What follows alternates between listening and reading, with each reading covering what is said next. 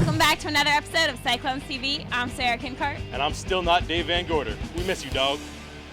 Pinch hitting once again, Billy Harner.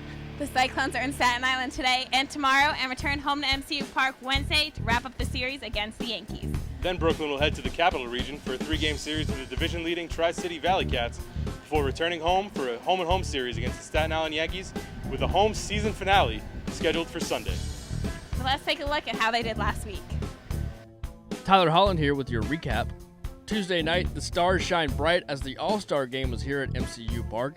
6 of your Brooklyn Cyclones made the team: Ahmed Rosario, Johan Urania, Michael Bernal, Marcus Molina, Corey Oswald, and Shane Bay. As a result of stellar pitching performances, the All-Star game resulted in a 1-1 tie. Being an exhibition game, there were no extra innings. Wednesday, the Brooklyn Cyclones returned to action against the Yankees at Staten Island, Tyler Moore hitting his first home run of his career. Thursday featured the rehab start of former Red Sox and current Mets pitcher Daisuke Matsuzaka. Matsuzaka's rehab start was successful as he threw 5 scoreless innings, only giving up 2 hits and living up to his name by Daisukeing 7 batters. Despite the loss on Saturday night, All-Star pitcher Corey Oswald threw 6 innings, allowing no runs and only surrendered 3 hits.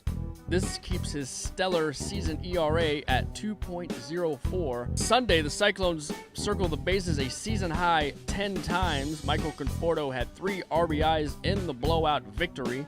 Marcos Molina improved to 7-2 on the season and is currently tied in the league in wins. The Cyclones completed the week by going 3-2 and are currently 2 games up in a heated wildcard race, 2 games above the Connecticut Tigers. Hopefully they can bring this success into the last week of the season. Go Cyclones! Now let's take the time to check out this week's Player of the Week.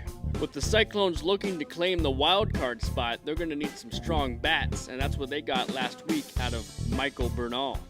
Bernal had 5 hits last week, including 2 doubles and a triple, while driving in 4 runs. Congrats to the Player of the Week, Michael Bernal. Now, let's check in with the other teams around the Mets organization in the appropriately titled segment. The Sand Gnats down in Savannah look to bounce back from a 5-game losing streak this week.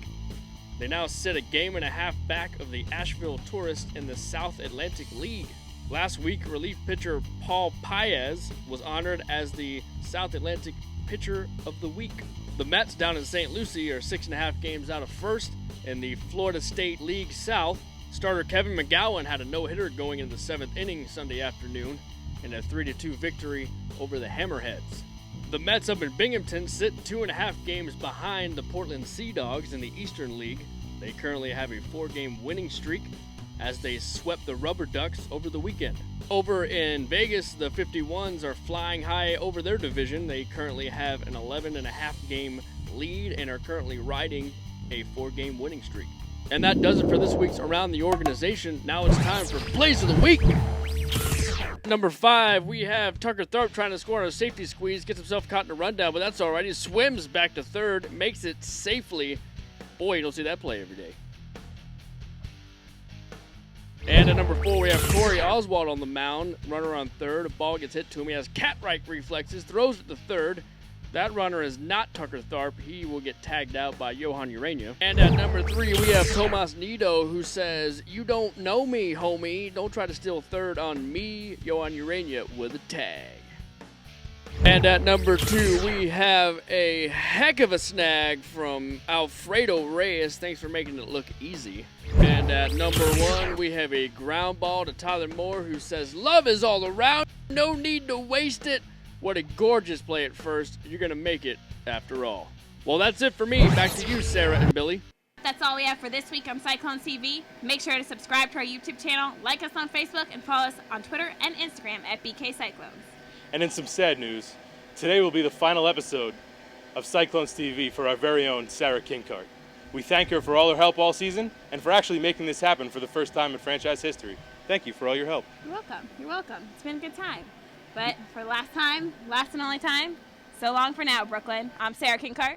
I'm Billy Harner, and we miss you, Dave Van Gorder. Come back. There's nobody else to host with me.